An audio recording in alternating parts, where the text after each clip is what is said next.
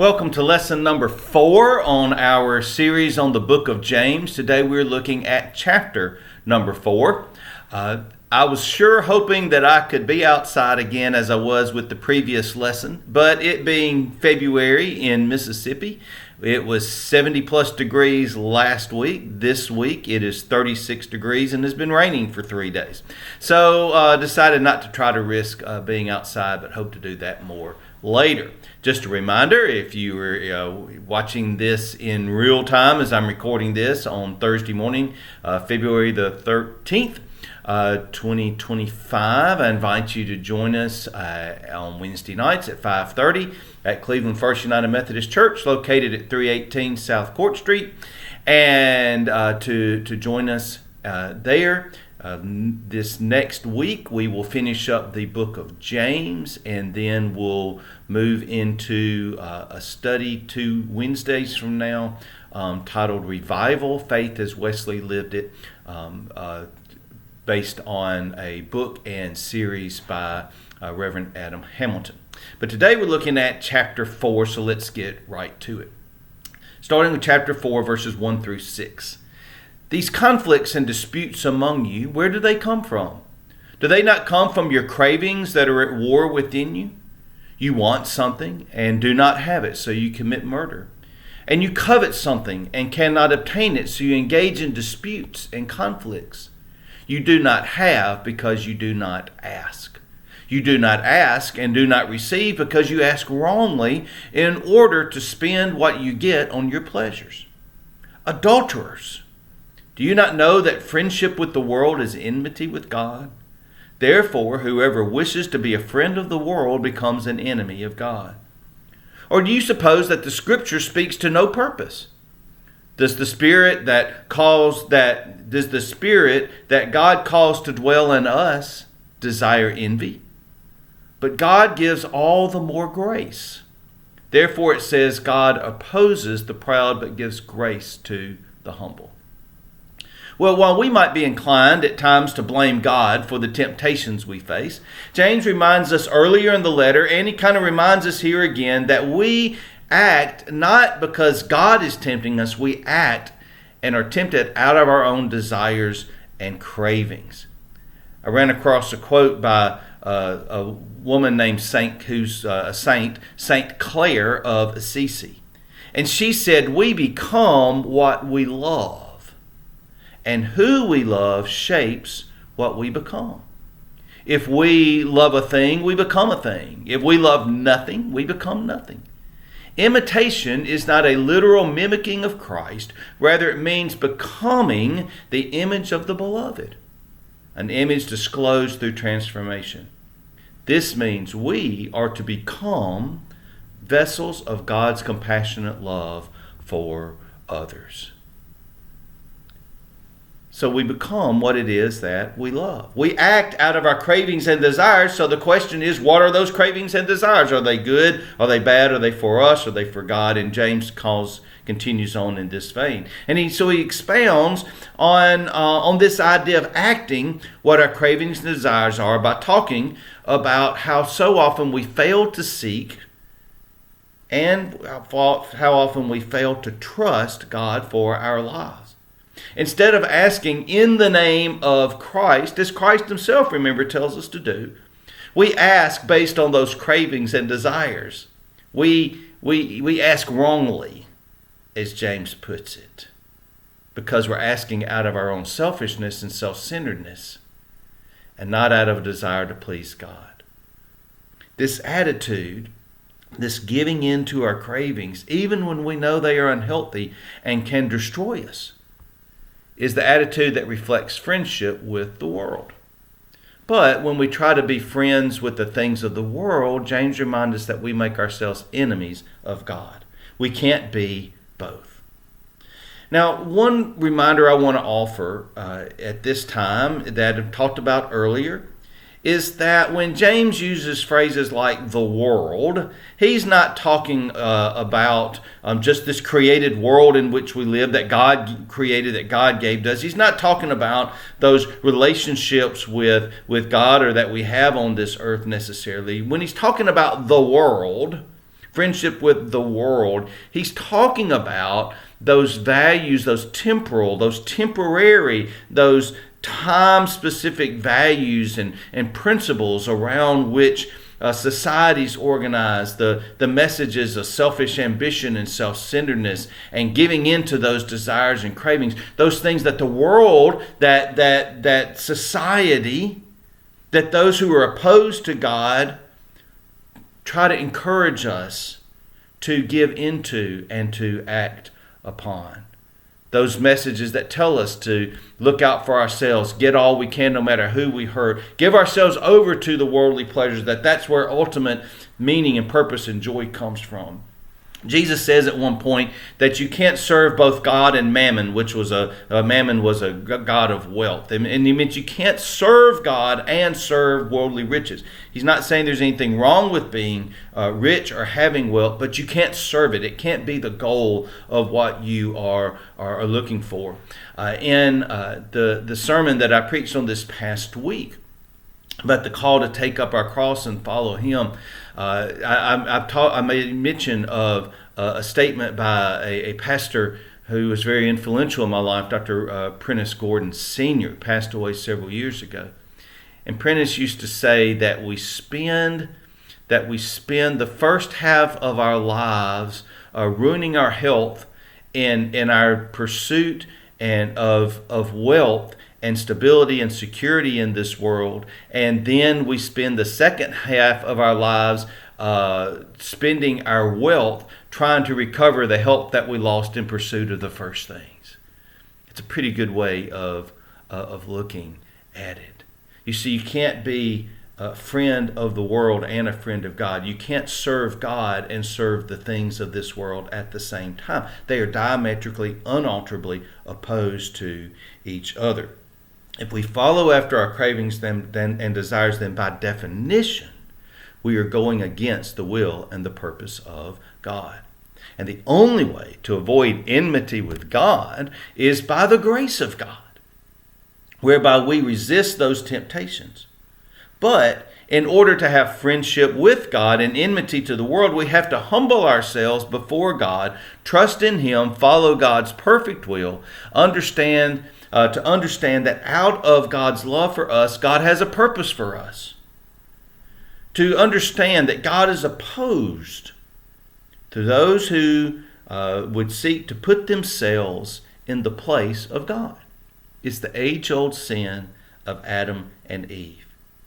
When Eve saw the fruit, saw it was to be desired to make one wise, or other translations say to make one like God, Eve ate. That's the friendship with the world that is in such enmity with God.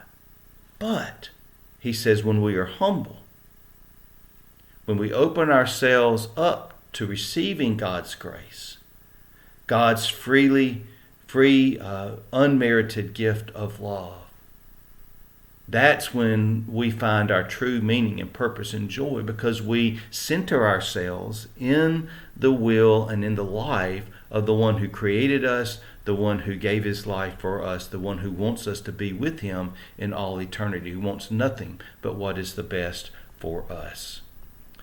When we move on then to chapter 4, verses 7 through 10. Submit yourselves therefore to God. Resist the devil, and he will flee from you. Draw near to God, and He will draw near to you. Cleanse your hands, you sinners, and purify your hearts, you double-minded. Lament and mourn and weep.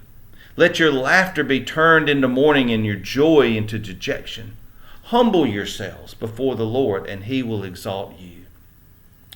Whenever you see that word, therefore, it's a call to respond. It's important to go back and think about and see what it is that he has been talking about. And James has been giving us this contrast between friendship with the world and enmity with God, and that call to humble ourselves and become friends with God. And so how do we do that? We do that, he says, so the way to do that is submit. To submit ourselves to God, to resist the devil, and to draw near to God. How do we demonstrate that friendship with God and enmity with the world and not the other way around? We live and respond as God calls us to live.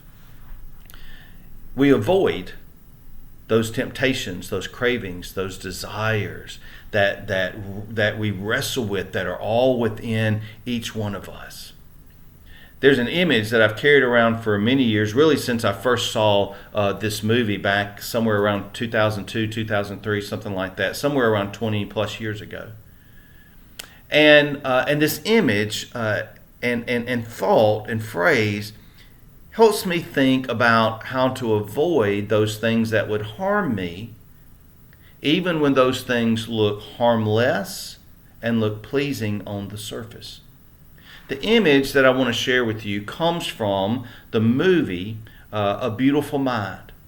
Now, for those who may not remember it or may not have seen it in a long time or be familiar with it, the movie is based on a book that tells the true story of a man named John Nash. He was a Nobel laureate who won a Nobel Prize in economics in 1994. It tells the story of him and of his wife, Alicia, who became a mental health advocate throughout her life due to John Nash's struggle in his life with schizophrenia. John Nash was diagnosed with schizophrenia at age 30. But up until that time, even as he went throughout college and university and his doctorate degree, he suffered episodes of paranoid delusion. He eventually was diagnosed and treated for schizophrenia, but there were complications when it came to how his mind operated on those medications. In the movie, and I never read the book, but in the movie, which like most biopics is essentially true, though with some embellishments here and there, in the movie, John Nash quits taking his medicine because he says when he takes his medicine, his creativity goes away. Those things that were ruining his mind with his schizophrenia also unleashed an area of his brain that led to great creativity and ability to look at the world differently and to see things that others didn't see, even to his economic theory that ends up winning him a Nobel Prize. But he knew that if he didn't take his medicine, he would descend into paranoid delusions that he had been subject to that had placed him and had placed his family in such physical harm. Well, at one point, Nash is determined to work it out. And eventually, he comes to a place where he exercises what he called a diet of the mind. He did quit taking his medication, but he figured out a way to be able to recognize those delusions, and while the delusions didn't go away, to not give in to those delusions. He worked to distinguish between what was real and not real, and then not go down those paths of getting caught up in what he knew were delusions, even though they felt very real to him. And he could even look over and see these different delusions, see people related to these delusions that actually did not exist. He says at one point of how he does this, he says those delusions are there, and that appetite is there. He says, but I choose not to indulge certain appetites. It didn't mean they weren't there, but he said, I choose not to indulge them. Well, I think that idea of a diet of the mind is just a fantastic one, because we all have those things that tempt us.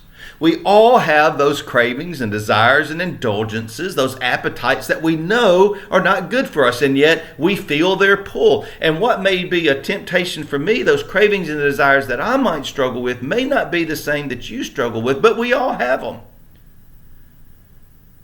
And over the course of time, as we engage in this diet of the mind, and I also add to that a diet of the mind, but a diet of the heart.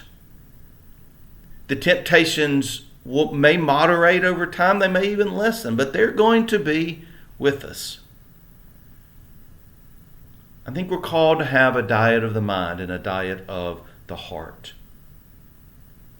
When we pretend that they don't exist, as John Nash had pretended those delusions don't exist, then we put ourselves in spiritual danger.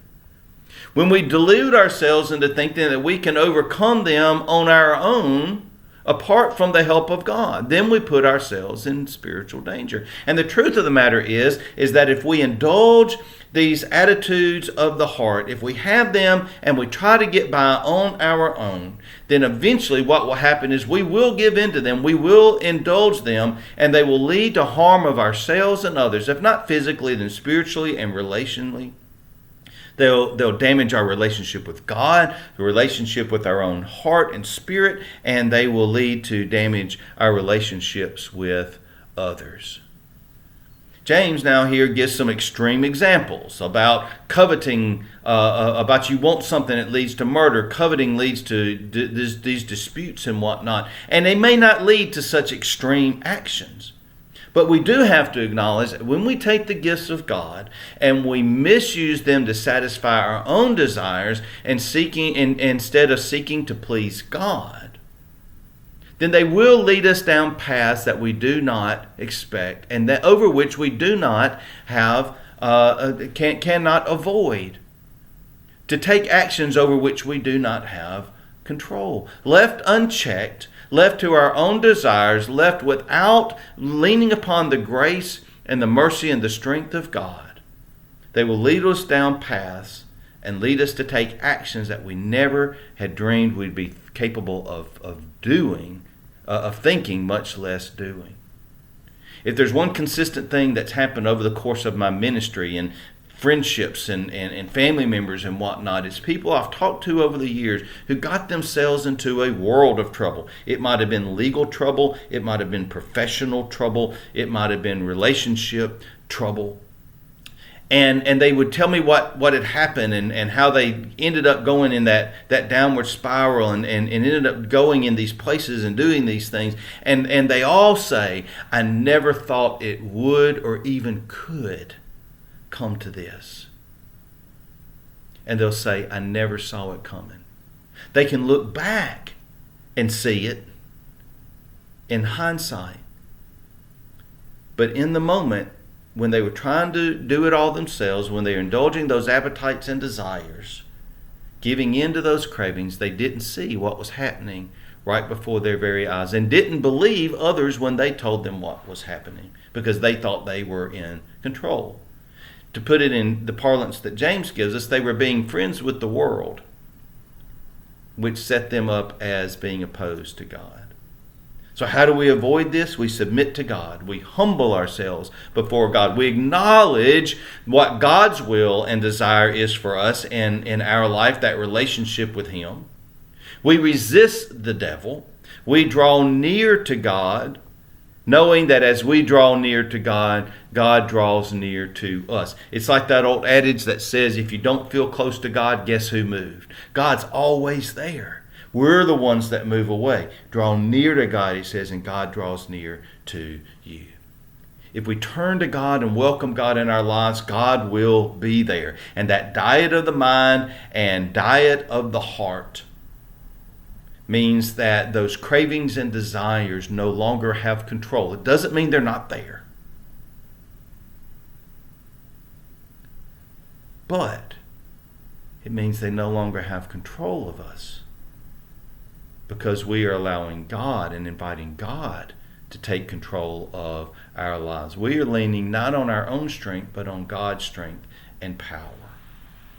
In the New Interpreter's Bible commentary that I use, there's a helpful note about that day and time in which James was speaking and how they viewed possessions and what it meant in that day and time to fulfill your own desires. And as dangerous as it is today, there were other consequences in that day and time. See, in our day and time, we don't think about having, we think about constantly expanding an economy that is doing new things and constantly expanding and having more and more. And while in our way of looking at it in our world today, we don't think that you can accumulate, that if you accumulate that you're necessarily taking away something away from somebody else. The attitude of the heart is still the same as it was. It's the motivation behind it. It's the double-minded attitude that is still prevalent, even maybe more today in a time of great consumption and abundance in possessions, that's still seeking to get our own no matter what it costs somebody else. But in that day and time, seeking something for yourself, coveting and getting something for yourself meant that you were necessarily taking it away from somebody else. Here's the quote from that New Interpreter's Bible Commentary. In this day and time, it was believed that to gain something for yourself meant that you had to take it from someone else. So the fulfillment of those desires reflected a selfish approach to life that focused on the accumulation of things or the fulfillment of your wishes at the expense of another. And even if we don't see it as at the expense of another, we are still being selfish. And when we go down that road of selfishness, that self-centeredness, what I deserve this is mine, I ought to have it, then inevitably it's going to lead us to taking away from somebody else or causing harm or doing what we need to do to get what's ours. Another commentary series that I use is called Interpretation. And the commentator, a lady by the name of Pheme Perkins, writes these words about mourning and weeping and lamenting. So before I get to that, the question is, why would we need to mourn and lament and weep? That's what James calls us to do. He's thinking about that friendship with the world and the chaos that is in this world and the enmity that people have with God. And he calls us, even us who are Christians, even those of us in the part of the community of faith, he calls us to do that. And she kind of gives the best explanation. It's a lengthy one, but I think it bears hearing at least once, and you may want to pause and go back to it again. Pheme Perkins says, the mourning, weeping, and lamenting mentioned by James did not mean that the sorrowful life was God's intention. Rather, it was a way of saying that the Christian looks at the world differently from that one who lives a life free from caring about others, who is content to take and do at another's expense and generally live life in a purely self-centered manner. The proverb speaks of the fool delighting in wrongdoing. By contrast, the one who is faithful to God is sober in reflection, aware of the needs of others, and recognizes God's sovereignty and power in the world. And only in that kind of humility and recognizing God's presence and intentions in this world can we truly know what it means to be exalted, to be lifted up and fulfill our highest and best calling. Only through God can such a life be lived. So while the wording sounds strange to our modern ears, the intent was to draw the contrast between the foolish person who lives apart from God and the wise person who turns to God. Now, as I said, it's a long quote. You may want to pause and go back to it again. But I like how she puts it in talking about the dangers of being a friend of the world. We are to mourn and lament and weep when we look at the state of the world. When we look at those who should know better and those who are giving in the sorrow, the life that they are living, we ought to lament and weep and mourn at the fallen state of this world, at those who are living opposed to God, who are giving into those indulgences, when a life centered in God is so much better and it's right there before them. James, I think, is echoing what Jesus says in the Beatitudes, for he says those who mourn will be comforted. And the mourning comes, the sorrowfulness comes from recognizing the state in which so many in the world are in.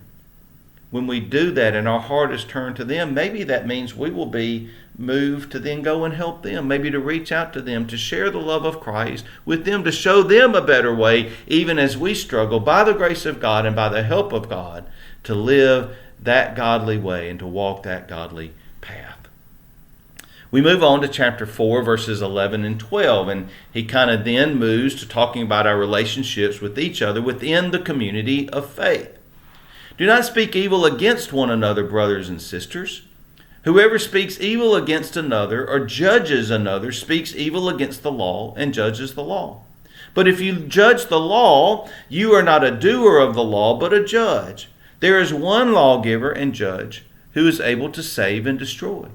So who then are you to judge your neighbor? So we're not supposed to speak evil against anybody. But in this statement, James is really talking about within the community of faith. He's talking about the church. He's talking about the people of God, those of us who proclaim faith in Jesus Christ, whether it is members of an individual church, members of the denomination, members of the Christian faith. We are not to speak evil against anybody, particularly not to speak evil against one another. He appeals to the Mosaic law and its admonitions about speech, and of course he also echoes the words of Jesus, the warning that Jesus gives about not judging others. He says you are violating the commandment of God to speak evil about another person. You don't have to like them, but your words and your actions matter.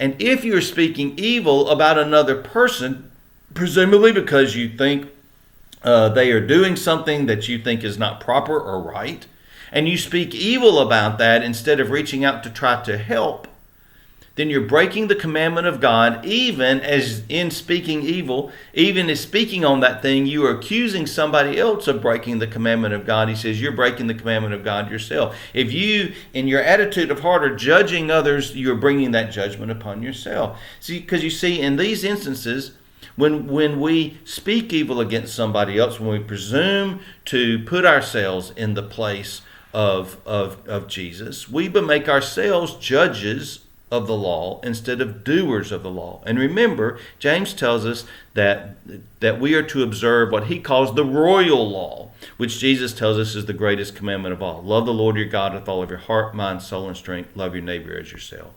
So instead of being doers of the word and not hearers only, as James tells us to do, we end up setting ourselves up as the arbiters of what is right and wrong.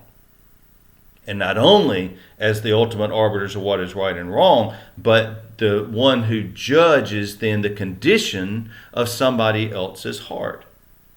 We in our arrogance, you see, presume to know another person's motives and intentions and attitude of heart. But he reminds us that there's only one person who is qualified to do that kind of judging, and it ain't us, by the way. The best thing, and that of course is Christ, who we will all stand before his judgment seat at one time eventually. The best thing, he says, James is saying, is just don't even go down that road. Don't even go down the road of speaking evil about another person. Don't even go give in to that temptation to judge one another. And when tempted to do so, remember that God has forgiven the unforgivable in us. So we are called to forgive others. When we seek to judge one another, we bring judgment among ourselves. And don't we know that it's the case that most of the time when we are judging somebody else, we judge our best selves against their worst selves. We are judging our best intentions against their worst actions. And we fail to recognize that we are only here because God has forgiven us at our worst moments too. So we are called to have the mercy towards others that God shows towards us. We are called to refrain from speaking evil, to refrain from judging others, and just leave that to God and seek in your life to be to do the best that you can to help others in the best way that you can by the grace of God, and leave the rest of it to God to work out. He then moves to the last part of this chapter, and in seemingly kind of makes a little bit of almost a non sequitur in terms of, like, it just kind of seems to put this in when it's not about anything that he's just been talking about, but he really is kind of connecting these things together in terms of our trust in God and our submission to God's will. So he's moving on to something else, but he's still talking about that attitude of the heart that we have that seeks to be in control and that seeks to presume in our arrogance. So verse 13 through 17 says, "Come now, you who say, 'Today or tomorrow we will go to such and such a town and spend a year here, doing business and making money. Yet you do not even know what tomorrow will bring. What is your life? For you are a mist that appears for a little while and then vanishes. Instead, you ought to say, if the Lord wishes, we will live and do this or that. As it is, you boast in your arrogance. All such boasting is evil. Anyone then who knows the right thing to do and fails to do it commits sin." Now, read out of context, and I think read without some understanding and interpretation, this could be read, and in fact some have interpreted it this way, as meaning that you should never plan ahead about anything. You should never plan for retirement. Don't try to save for a trip. Don't try to save for a new car or a house or something else. Don't look ahead. Don't make any plans for the future. But I don't think that's what James is saying at all. In fact, I think it's wise, and I'm thankful that when I was starting out in my adult life, when Becky and I got married and I was starting my adult life, my parents gave me a very simple admonition. They said, give 10%, save 10%, and find a way to live on the rest. Becky and I have done that over the course of our almost 35 years of marriage, as we tithe to the church, as we continue to give to other types of charities, as well as we have saved for retirement. And I don't think in doing that we have violated the commandment of God at all. I don't think when he's talking about this that he is saying that we shouldn't plan, that we shouldn't look ahead, that we shouldn't make plans for the future, for what's going to come. But I do think what he is saying, that if we look to those things for security and stability, if we see those things as a certainty, and if we see ourselves as in being in control of what's going to happen into the future, then we do bring judgment upon ourselves. We never know what is going to happen. We never know what is around the corner. And so while we make plans for the future, we don't think that we're in control of them or that they are a certainty and going to come to fruition. We do the best that we can, trusting in God, saying if the Lord wills it. As I'm recording this, again in February of 2025, we're about a month away from the 5th anniversary of the entire world shutting down due to COVID. I look over my Facebook memories most mornings, and it can be fun to recall past events that I'd not thought about in a while, and statements that had been made or messages from friends. But I'm keenly aware as I look over the posts right now how I made no reference at all to COVID or anything that was about to happen. None of us had any idea how radically our lives were about to change. And even when that happened, I remember I had a clergy group that I met with about once a month. And I remember in March, when we were talking at the end of March of 2020, we said, well, let's not get together in April, but surely all of this will be over in May, and we'll look forward to getting together in May. Even in those early weeks, we didn't think that it was going to last like it did. We thought it was all going to be over in a few weeks. Around this time 5 years ago, Becky and I were planning a 30th anniversary trip to China. Our daughter was living in China at the time, teaching English, and we were going to go see her and make a big trip out of it. We were going to see the Terracotta Warriors. We were going to go to the Great Wall. We were going to take a bullet train. We were going to go to the Forbidden City and see a Chinese play. We had all these things worked out. We had a tour guide, our own tour guide that was going to take us around. We had planned the trip of our lives. Becky is a real planner, so we were making packing lists. We were ordering better luggage, and what's the best way to do. I mean, we were doing all of these things. We had made our final payment. We had submitted our passports and for the visas, and yet that trip never got made. They refunded us the money and we put it back in our credit union. And about 8 months later, we made an offer on a house. Something that in February of 2020 had not even been on our radar screen. But with the money that we had saved up that we weren't able to use for a trip, with other money that we had saved, we were able to advance our timeline of eventually buying a house. And we were able to make a down payment as we found, and we're in a position to make an offer on a house that was a good deal, and a house that we own and will eventually be our retirement home, hopefully, if the Lord wills it, one day.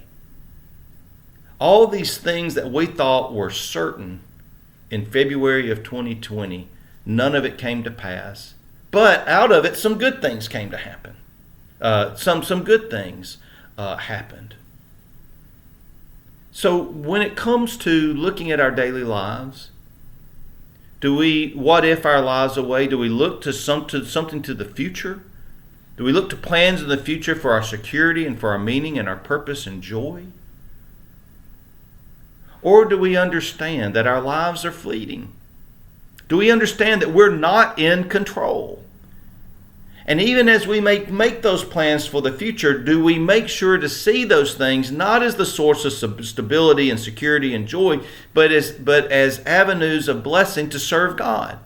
Do we look for ways to serve God every day? One of the people in our Bible study group that meets in person said every day I try to remember when I wake up to say thank you God for this day. Many times I try to be intentional almost every time that I pray. Before I get to whatever the particular topic is for the prayer or the meeting or whatever it is, I try to say, Lord, we thank you for the gift of this day. Help us to not take it for granted. And then I move on and talk about whatever other aspects of the prayer.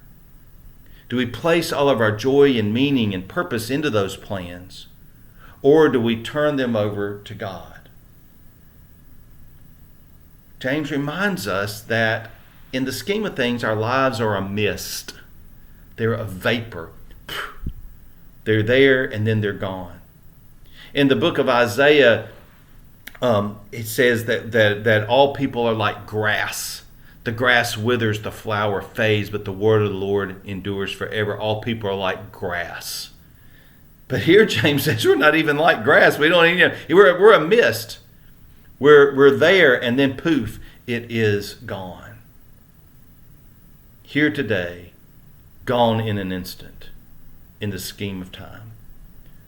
I heard a preacher or read somewhere where a preacher in a sermon said, I bet even old Methuselah, when he got to the end of his life, said it all went by so quickly. I like that. Our lives are a mist. They're a vapor. And however long we have on this life, the length of time we have to live this life on this earth, it is quicker than a breath. It's quicker than a mist in the scheme of time. And in the span of time that we have with God on this earth and then with God in all eternity. I joke, but I'm not really joking because I plan to put this on as an epitaph on my tombstone.